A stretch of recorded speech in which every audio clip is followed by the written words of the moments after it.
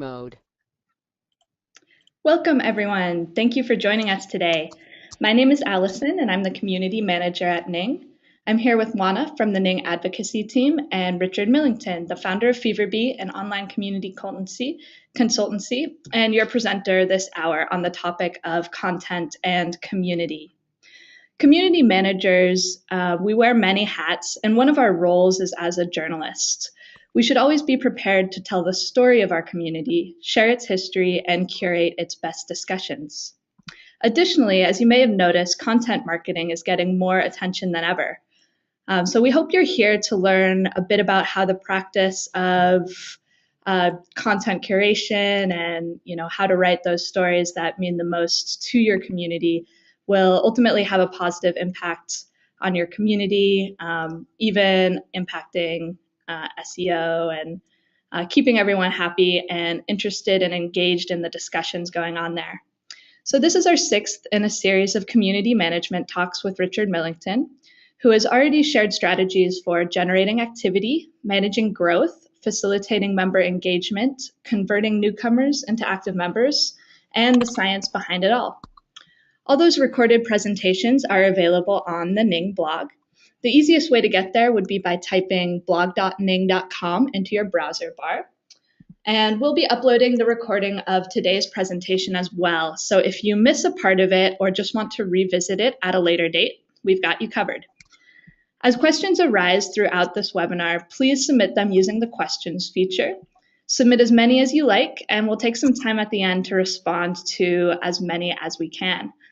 I also invite you all to contribute to the conversation on Twitter using the hashtag NingTalk, NingTalk.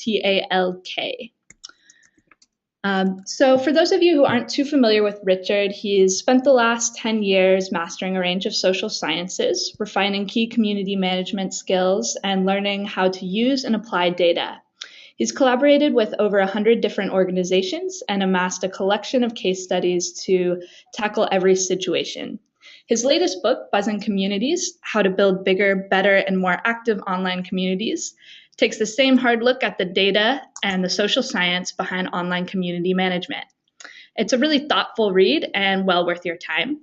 And if you're interested in studying the discipline of community management further, I'd also recommend checking out FeverBee's professional community management course by heading to course.feverbee.com. So now to start firing up those neurons, here's Richard Millington. Thanks for that. Can you make me the presenter, please? Absolutely.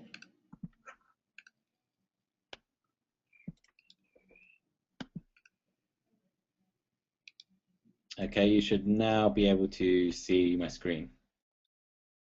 Yep, terrific. Okay, hi everyone, and thanks for having me back again. It really is a great opportunity to have the time to speak to you about how to develop online communities, and especially try and put in place principles from community development that are being brought across from social sciences. Not the stuff that focuses around the technology side of things, but looking at social sciences. What we find is that technology has changed a lot, and technology is going to continue to change all the time, but people are relatively constant. The things that make people join a group, those motivations, have remained relatively the same.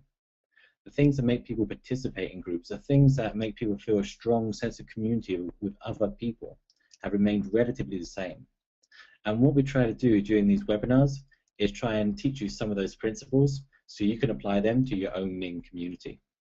So today we're going to talk about content. We're going to talk about how you can create terrific content for your online community. One of the things we need to realize is that content isn't really what we think it is for an online community.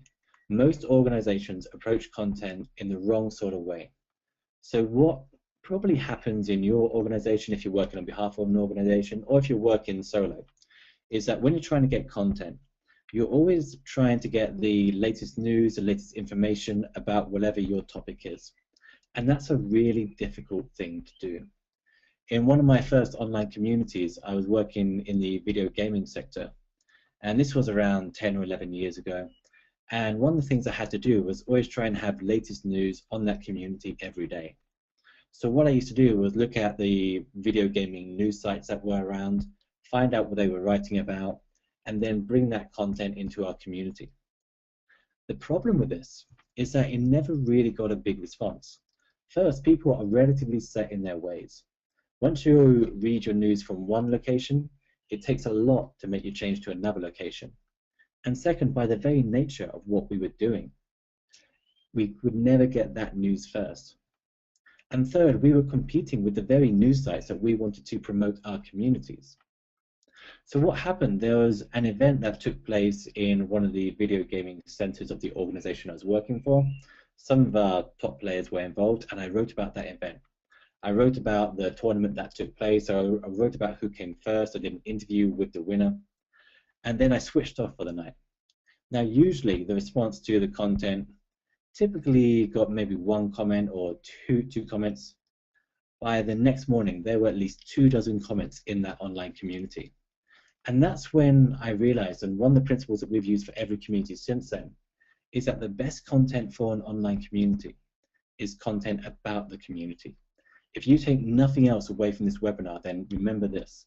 The best content for an online community is content about the community. So let's talk a little bit about what terrific content does in an online community. What is content supposed to do? Why are you bothering with content at all? The goal of content isn't necessarily to inform people, to give people information. What the role of content is to increase participation, to establish a social order in that community, to foster a sense of community between the people that are participating, and create a narrative in that community that other members can follow. So let's quickly explain each of these. Increasing participation, I think we can all agree, is a good aim to have for most of our online communities. By reading the content, knowing what's going on in the community, people are more likely to participate in those community activities. This is very true when you look at, say, local newspapers or magazines, or even the internal newsletters that tend to go out in organizations. The people that read them are more likely to participate more often as a result.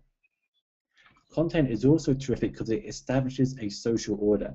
It tells you who is important in that community, who is worth following in that community. It also gives you a chance to highlight the actions that you want to encourage in that community.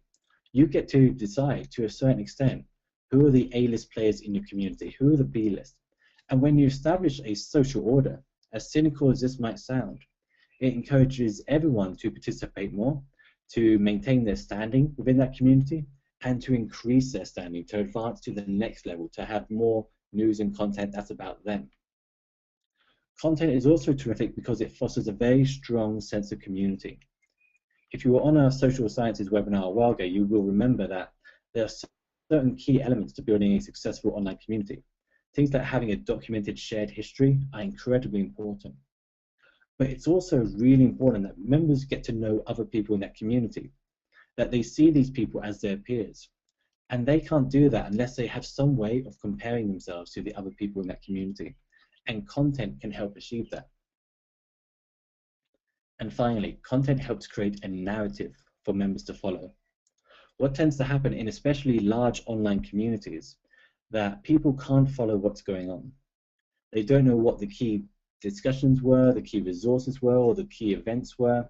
There isn't a single place where they can catch up on anything they've missed. And as a result, when a community gets too big, when it becomes too popular, it also tends to start driving members away, the members that can't keep up, the members that can't participate every day. But what you can do with content is to highlight what are the key things that people should be paying attention to in that online community. So the key principle here is that the best content for an online community is content about the community. The content we're talking about here acts like the local newspaper. Your content is your local newspaper for that community. And if you want ideas or inspiration about your content, then look to a local newspaper. If you want to create great content, and you can read a few of these now if you like, but if you want great content, then you can look to your local newspaper, look at the types of features and articles and the things that take place in that newspaper. Look at how they structure their content, look at who they feature, look at what they do. Because there's so much information in these local newspapers that you can then apply to your online communities. So as we said, the key principles here is that content should be about the community. Content, and if you look at local newspapers, this is especially true. Every news article features the name of someone in that community. They make sure that the content matters to the people in that community.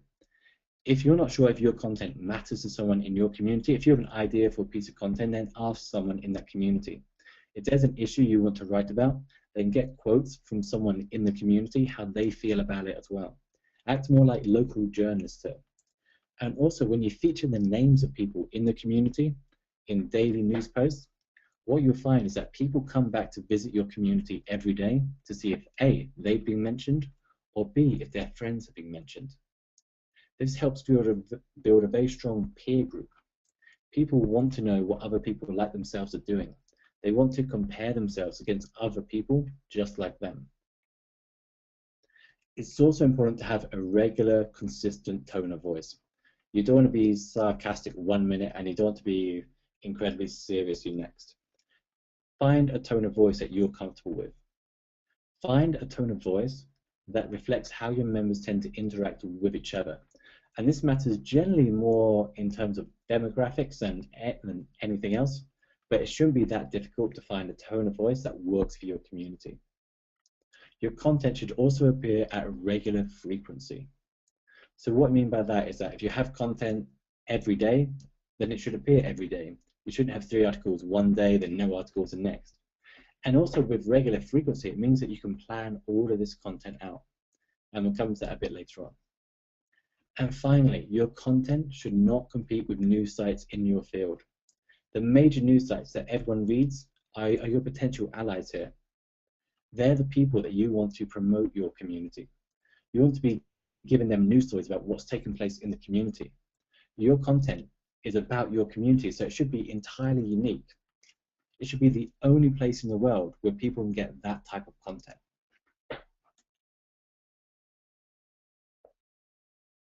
So as we mentioned before, one of the key things that content can do is highlight the behavior you want to encourage. So if you want members to talk about a particular topic in that community, if you want them to sign up for a particular event, if you want them to organize their own events, then write content about the people that are already doing that. And when you do that, when you shine a spotlight on those things, it encourages more of that behavior. It's a signal to other people in the community.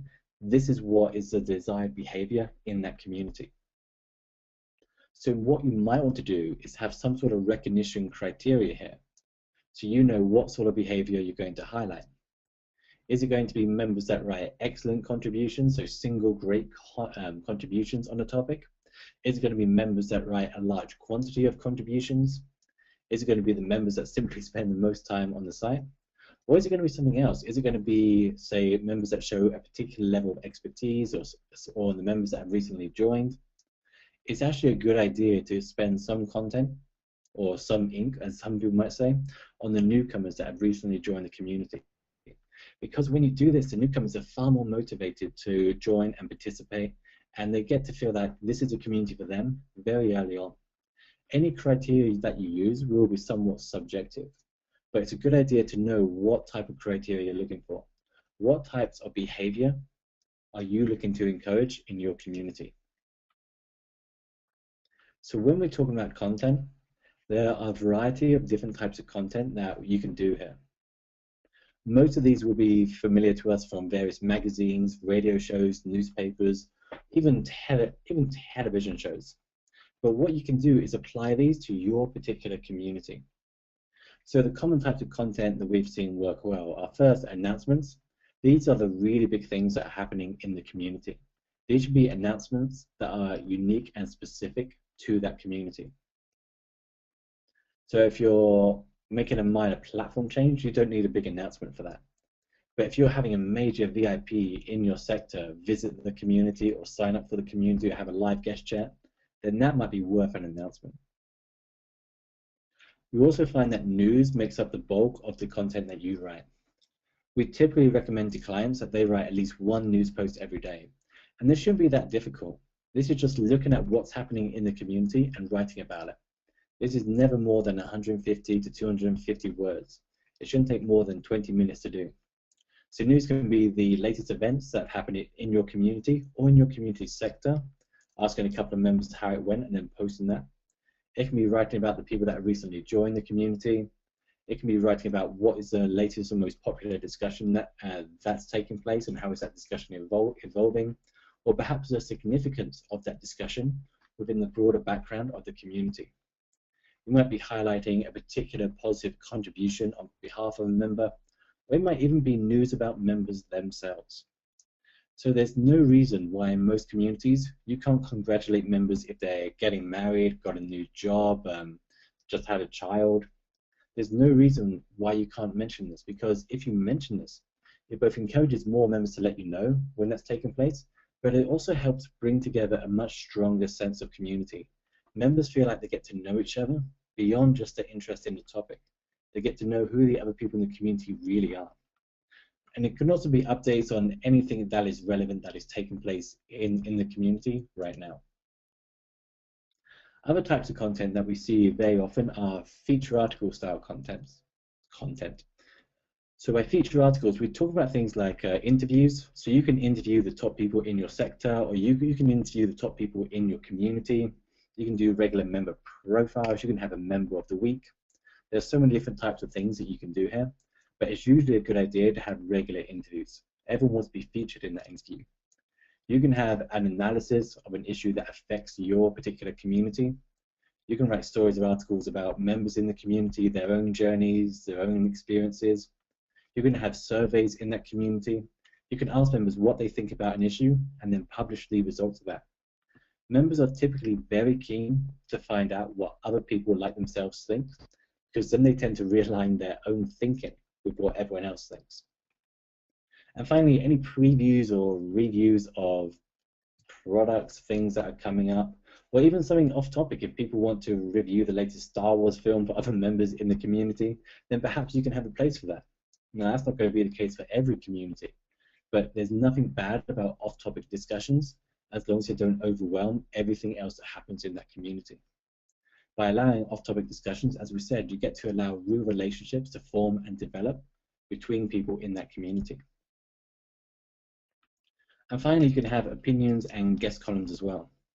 What I mean here is where members or yourselves or or people that are on your staff are able to contribute their thoughts, their predictions, or talk about their experiences, something that matters to them. It's great to have a member that is showing a particular level of expertise in something and give them their own place to write a regular weekly column about it, because then that's work you don't have to do. That's something that you can rely on to appear every single week. You do want your members contributing content. You do want them contributing discussion articles. You do want them contributing their thoughts and their opinions. You do want to give them places where they can talk about what's happening in the community.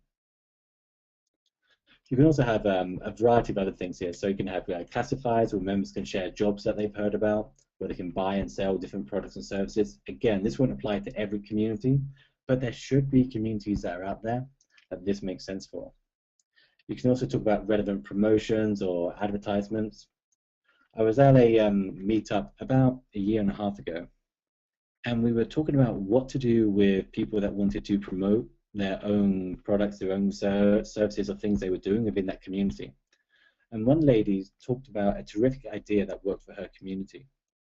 Every Friday afternoon, for a couple of hours, she would let her members go nuts. They can mention one promotion or one thing that they wanted to promote, one product, one service, and it became a fun activity for the community, and she did a summary of the most popular ones. And by doing that, she reduced the level of what some people might perceive as spam in the community the rest of the time. You can also write statements on behalf of the community. If there's something relevant to your topic that takes place, that hits the mainstream news, or at least the news that's relevant to your relevant media, you can write a statement on behalf of the community and issue that to their media. By doing that, you're likely to get more people to see and hear about the community and increase the level of pride that people in the community feel at being a member that's doing this really interesting thing. And finally, there's such a wide variety of miscellaneous ones. You can have the top 10 photos of the week. You can do a lot of things that get members to contribute their content and feel a strong sense of involvement with that community. So the challenge for a lot of people, especially for organizations, is to what we call communify your content, which is to take traditional content that organizations are used to publishing and turning that into community-based content. So for example, instead of issuing a press release about a topic, the organization might, say, do a live interview with key member staff where community members can ask questions and get support. They might release exclusive information to the community first. Instead of telling members about a issue, they might ask members about that issue. Then they might write content about that and participate in those discussions. Instead of creating a traditional FAQ, they might have a Beat the Expert section, a place where members in the community can challenge the experts that are in that organization and see if they can solve the issue better than them. And again, you can write content about the results. And what you'll see here is that there's so many different things that you can do to take traditional content and make it into more of an interactive community-based experience. So instead of writing an article about a common problem, you might have an expert of the week that appears in the community. So there's a variety of different things that you can have. So some examples from, and we used this to explain to a client a while ago what we were talking about here.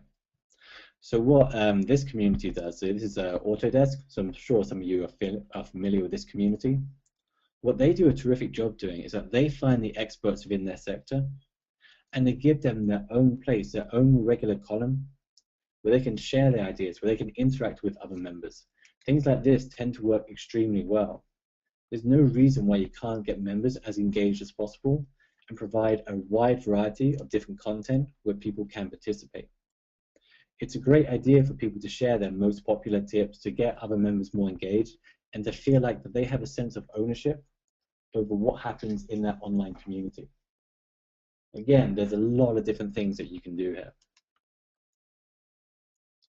You can also make content relatively fun. You can have challenges and competitions, but the best thing you can do is simply to look at the local newspaper for your area. Get a copy of it, see what works there, and see what from that you can apply to your specific community. Something that's really important for most communities is to take a big topical issue and see how it applies to your community. So for example, when the election was going on, a discussion like this, Obama versus Romney, who's better for engineering, is terrific for an engineering-based community. And there will always be topical issues that are taking place, and you can always try and apply them to your community. You can always interview the top 5 people that are in your community and publish that as a content piece. People want to know the opinions of other people in your community. And as we mentioned already, it's always a good idea to encourage contributions from members. It might be a case where you have to go out there and recruit these people. It might be a case where you have to find people that are making good contributions in discussion forums and then promoting them, giving them a place, their own place within that community. Having an Ask Bob section, for example, where people that want help on that one particular issue can find that exact person to get help from. And by doing this, members have a much stronger sense of influence over that community. And if you remember, back to that social sciences webinar we did the other week, that sense of influence is very important. If members don't feel like they can influence their community, then they're far less likely to continue participating. So the challenge is to make sure that every member feels like they can influence their community. Not every member will, but every member needs to feel like they can. And the only way they can feel like they can is if you're regularly featuring the contributions of other members, where you're showcasing the influence that members can have in that community. So it's a good idea to have a place, an email address, somewhere within your community platform where members can submit their news and their feature articles and things that they've done. Imagine how powerful it would be if instead of you interviewing VIP and the experts in your sector, members were voluntarily doing it and then submitting them to you.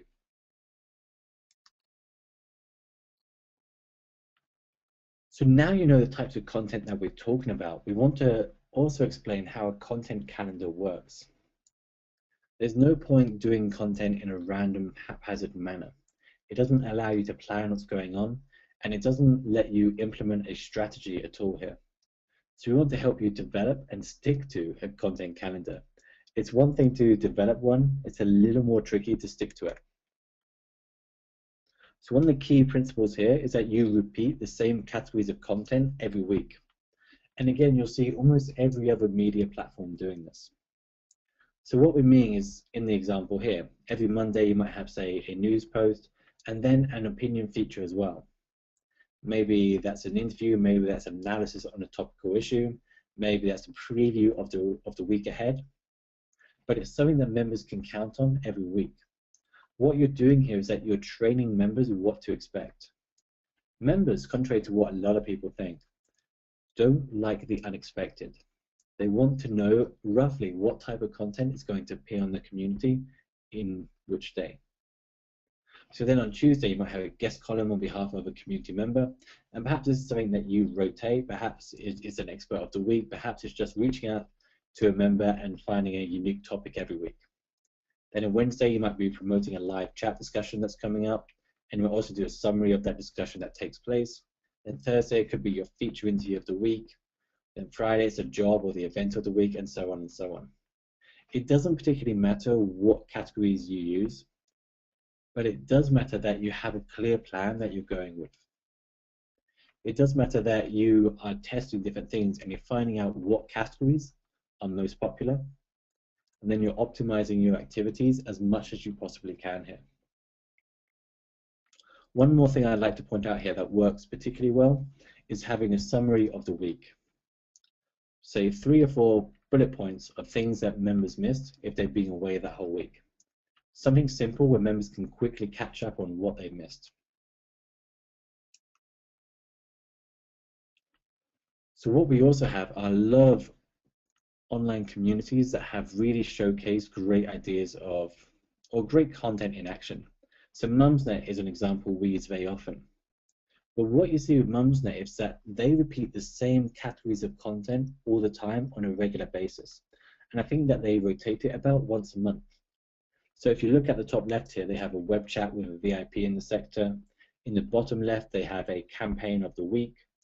Then in the middle at the top, they have a competition that's taking place in the community. Below that, they have a book club. All these things are things that are repeated on a regular basis within that community. You even see at the bottom right, the recipe of the week. This is very simple content that pretty much every community manager can apply. Other types of content that we mentioned work well. So for example, when TechCrunch do a review of an event that's coming up, everyone that's going to that event is likely to read it.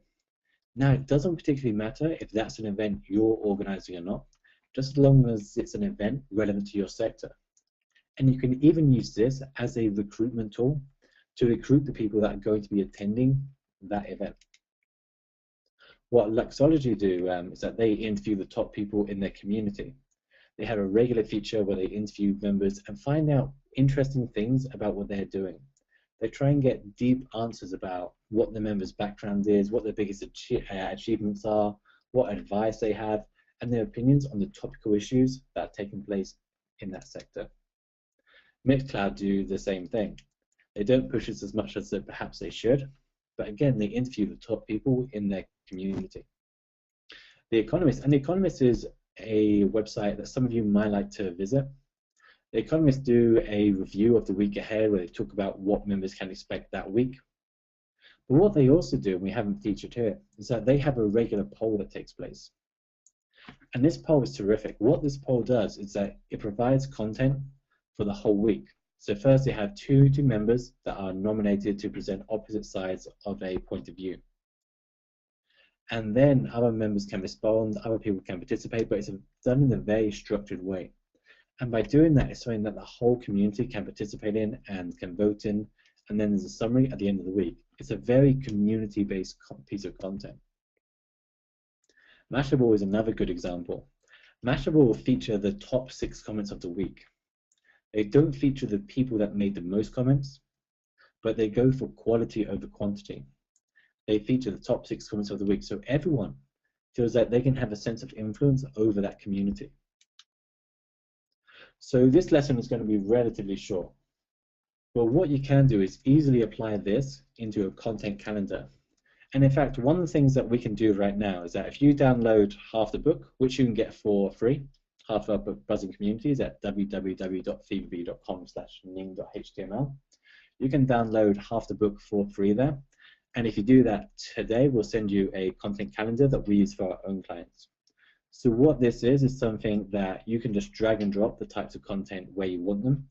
And it also shows you how content fits in with everything else that you're doing.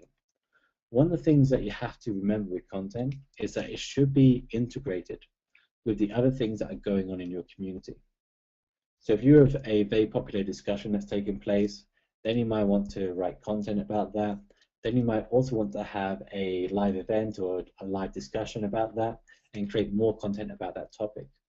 You can find the things that work best for your online community and build more content around that. But the key thing is that you do have content about the community. The best content for an online community is content about that community. So that wraps up the webinar now. If you do want to get half the book for free in the content calendar, then please sign up for www.feverbee.com/ning.html. And if you want to buy the book, it's Buzzing Communities on Amazon.com. Alison, we're back to you and anyone that has any questions. All right, fantastic. So let's see, I've got a couple questions to start us off, and I hope that anyone on the line here will submit a couple as well. One thing I'm wondering is if you have any tips for encouraging sharing via social media. You know, a lot of traffic to websites and communities is generated by social discovery. Short of just asking people to share discussions, are there any calls to action that you've seen that really do inspire people to share those discussions and bring other folks back into the community to talk about these topical community issues? Sure. So there are two parts of this. The obvious one is to make sure that every piece of content has a sharing piece, a sharing option listed there. So share by Facebook, like, recommend, all that stuff. But that's a very basic level. But you have to think about why people share content in the first place. And people tend to share content because it's going to impress the recipient, or it helps them in some way, or it helps the recipient. And those two aren't the same thing. So imagine, for example, all your community creates a guide to that topic. So you invite everyone in your community to submit their best idea. And I think we covered this quite recently as well. But if you invite all your community to submit their best idea or their best piece of advice for that topic, and then you publish that as an ebook written on behalf of the community, and then you let all your members share that, what would happen is that everyone that's featured in that ebook, which can be as big as you want it to be, is like to share it with everyone they know because they're featured in it. This is what we call the school play tactic. People are very likely to share content which they have had a hand in creating, which they have had some influence over. So that's one side of things. The more you can get people involved in the creation of that content, so when you communify that content, when you ask people for quotes and their advice and their expertise on that topic, the more likely they are to share it with other people that they know. The second part of this is that people are going to share things that are incredibly helpful or incredibly surprising, or, let's face it, are just genuinely weird, wacky, and funny. If we take out the weird, wacky, and funny, because too many people are going to try and do that, but it's almost impossible to get right, and it's impossible to predict and all that, what you're left with is really definitive style content. So if you were to create the newcomer's guide to that topic, if you were to be the place in your community that shared the latest gossip in that sector, if you had content where everyone was sharing job rumors or things that were exclusive to your community and were quite helpful, people are far more likely to share that because it helps the recipient. So those are the two things that we've typically seen work best. Now, for sure, you can try and be wacky, funny, and hilarious, but that's going to be very difficult to achieve. What it's best to do is look at those basic motivations of what people or why people share content, and that's usually because it helps them or it helps the recipient. Sounds good. Definitely. So this question comes from Leona. What do you think about the idea that came to her during this webinar to use the community's Facebook page as a newspaper for the items in the actual community? I'm glad you're getting ideas during the webinar. So I can't answer this question without saying that Facebook is generally a bad platform to build a community on. And that's because most of the updates that you put in there won't reach most of the people that you're trying to reach. So you don't have, for example, a newsletter or an email that goes out to everyone that signed up for your page. Instead, you're going to end up reaching 1 or 2%. So the first thing I'd recommend is that you get your community off Facebook, and instead you use Facebook as a place where people can share content, but it's not the base of your community. What I would also add is that if you want people, or if you pick any platform whatsoever, it's good to have a central news page there. What I think you'll find is that when you start mentioning names of people in the way that a local newspaper would, then far more people would like to choose to visit that community page to see what's going on. So to break that down, first move to a community-based platform, not Facebook, and then make sure that you do have a local newspaper-based page. If you can't move with that platform, then just have the local newspaper side of things, but I think you'll be slightly disappointed with the results. All right, great tips. And this question comes from Gary. Gary has found that trying to keep up with news in the bearding community is far too difficult, so he has chosen to try to have the most precise events section, any upcoming competitions or fundraisers in the community at large. Not sure if there's really a question in there. Yeah, that question kind of provokes a lot of questions. What is the bearding?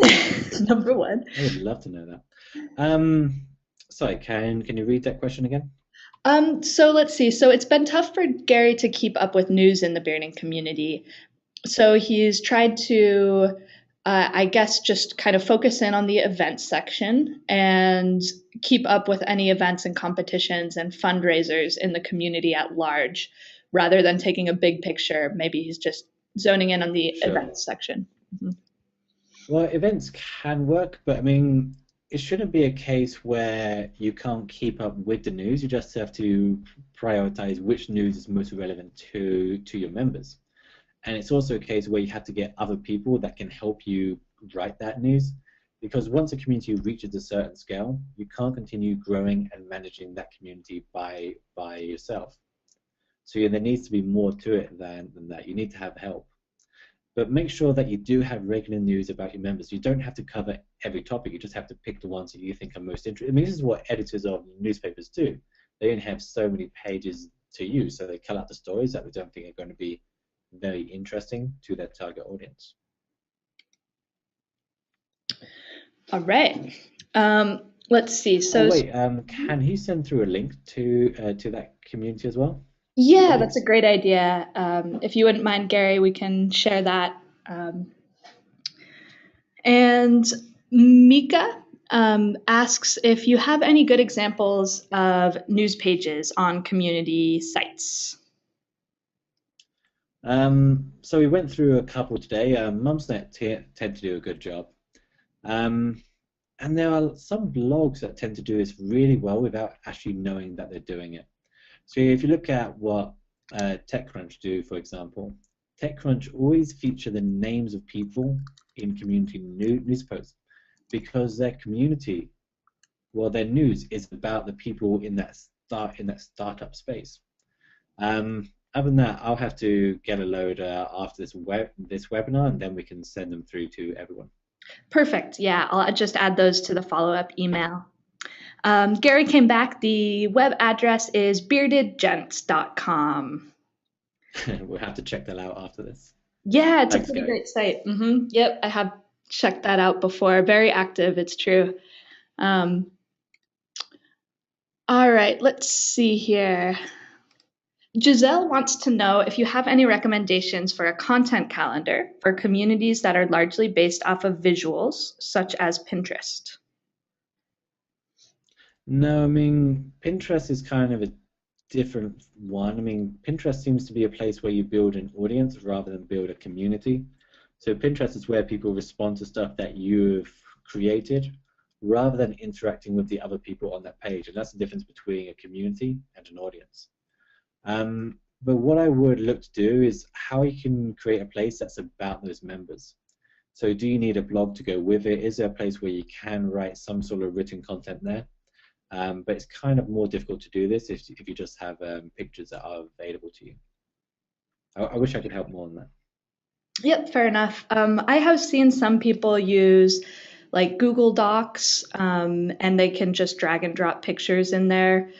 It seems like it would take quite a bit of time to set up a content calendar that way. If you are sharing a lot of visuals, you'll have to, publish them on your Google Docs and write any supporting information, and then Yeah, absolutely. and then publish those again manually on Pinterest or your visuals-based community site. But definitely Google Docs, Google Calendar is a pretty popular for content calendars. I've been using that personally, and it's worked out pretty well for me. Let's see. So Leona comes back. Leona asked the question about publishing news stories on Facebook. Her community, and she is based in the Netherlands, where they still believe Facebook is popular, and I think that's true everywhere. Facebook is extraordinarily popular.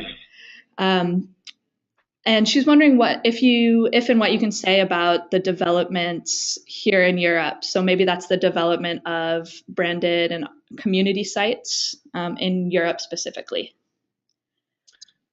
I'm not going to answer that question, but I am going to tackle something that's related to it.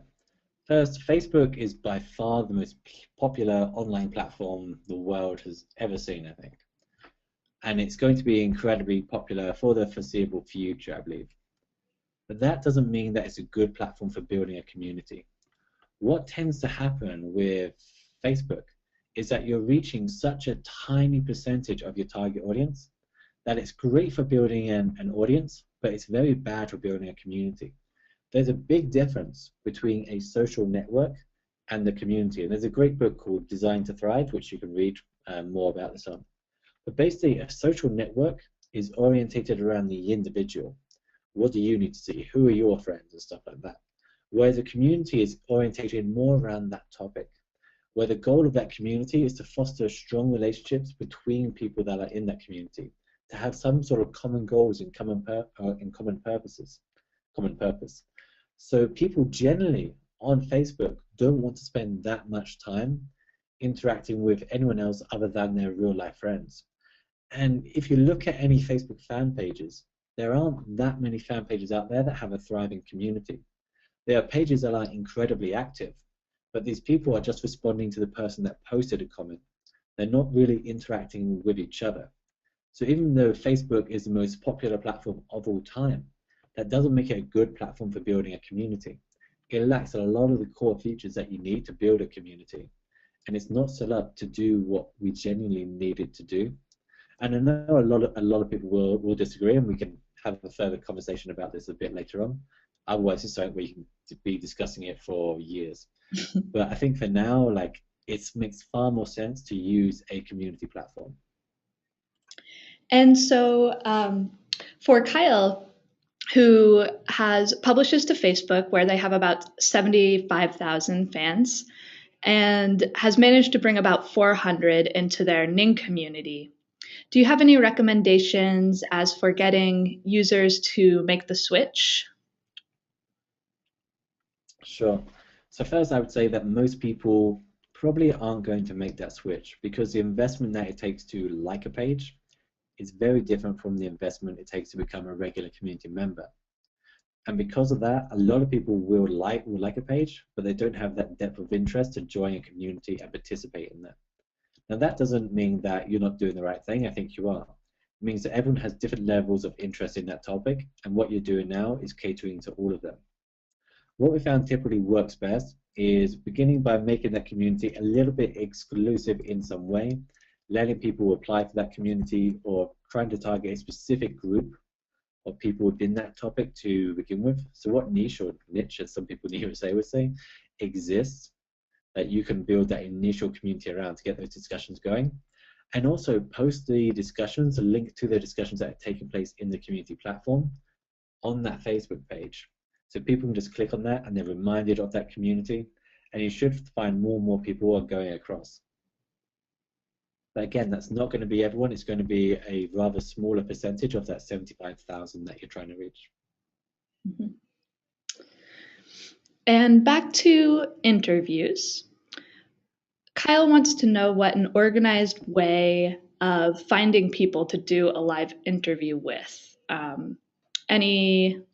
Any ways to reach out to folks who would be good to stage an interview with? Sure. Actually, there's a great article on the blog of a guy named Tim Ferriss, who some of you might be familiar with. You'll have to dig it up, but he writes a really great article about how to get in touch with the big influencers in your sector. What we've typically found with the communities we've been involved with is that for the people in the community, it's very easy to reach them. You just send them a message via the community platform or by their email address and you can reach them. For other people, it's generally a good idea, especially for people that have recently published books on your sector, people that write for local media in your sector, to state how many members you have and how active and how much of a hardcore audience and what big influencers they are, because then they're far more likely to participate in that interview. I don't think there's one standard approach that fits all, but if you look around and see what's worked for other people, especially on the blog of Tim Ferriss, because he wrote such a great post about it a while ago, and I'll try and make sure that Addison sends it out a bit later on. But there's a lot of great material out there. But do make sure that you position your community as a place where they can have a lot of influence and reach a lot of people that are their prime market, especially for people that have recently published books. There seems to be a lot of will for them to participate in these sorts of community interviews. Perfect, good advice. And following up with that, it looks like the questions have slowed down a bit. So I just have one more of personal interest. When you get an expert to interview, what are some of the best interview questions, or maybe, what are some of the best interview questions you've ever seen or answered? Best interview questions I've ever seen or answered. When we've interviewed people that are really big in their sector, so I think we've interviewed two people that cross my mind, especially in the community space, who are absolutely huge. One of them was called David Chavis. So David Chavis is one of the authors of the Sense of Community paper. This was someone that fundamentally changed the way that everyone in the world develops communities. And what we found is very interesting to get him to talk about how he first became interested in that topic. And we like to ask them about their opinion on topical issues right now. Do they agree with that, yes or no? We look to find issues where people either believe in one side of the argument or the other, and ask them about that. Because when you put them on the spot, and it sounds kind of mean, but we've never had a bad reaction to it. What it does is that it makes the interview really interesting to everyone else that's watching it. But I actually can't think of any single amazing question that changed everyone else's world. I'm going to have to give that one some more thought. Yeah, well, that makes sense. Seems more tailored to the actual interviewee in that case. Eric is listening in, former community manager at Ning. And, hey, Eric. And he wants to know how you use tools like Google Alerts to discover relevant content. We used to use it a lot, and some of our clients still use it now. There isn't much complicated about this. So if you're not familiar with these alerts, there are things that will message you every time an item has been mentioned in the news that Google tends to cover. So you can set alerts that are relevant to your topic or people that are relevant to your topic, and then be notified whenever there's a discussion or a mention of these things. The way you can apply it to your community is look to find what topical issues arise that are relevant to your community, and then ask members in your community about that. Get their opinions on it, just like a local journalist would, and then publish that in your community.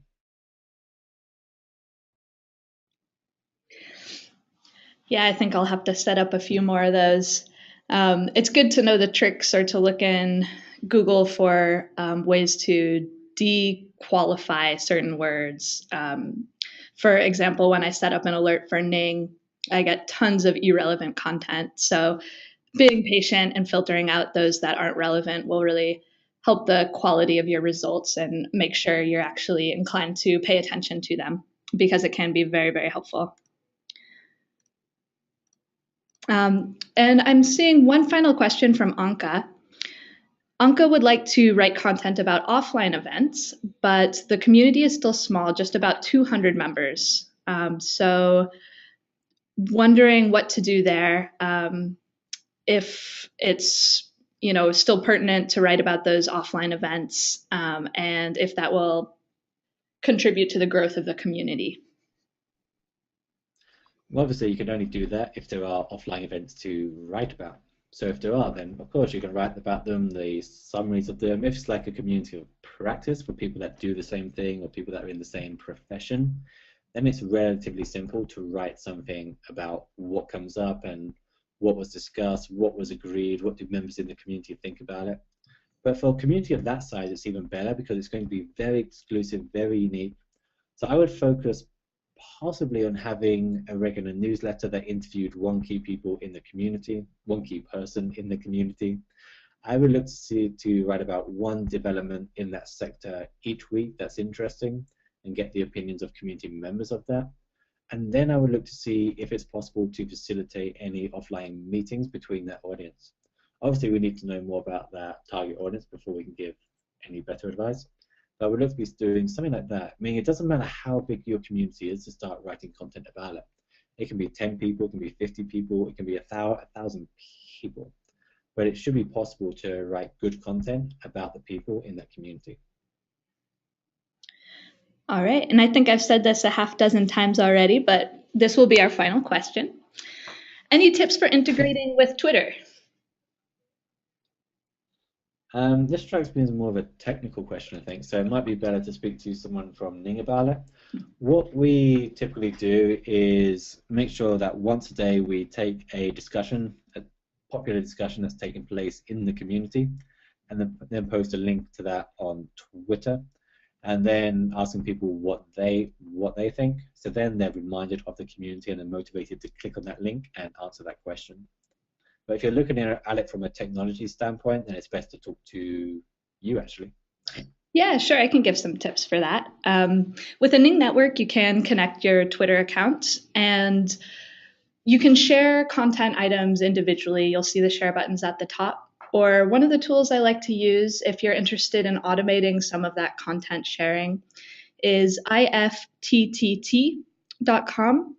And this will work if you have a fully public network. You can grab the RSS feed for, say, featured blog posts or any discussion, whichever one you want to automatically share to Twitter, and then connect your Twitter account to ifttt, and it will automatically share that content.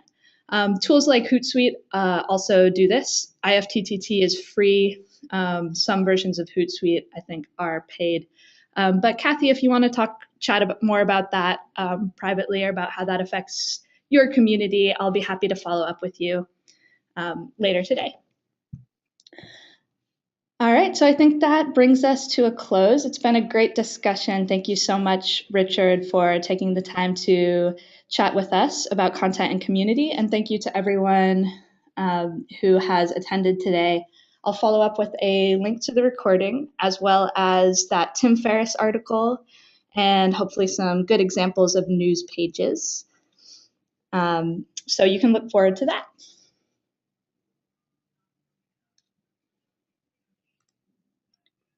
All right, thank you and have a great day.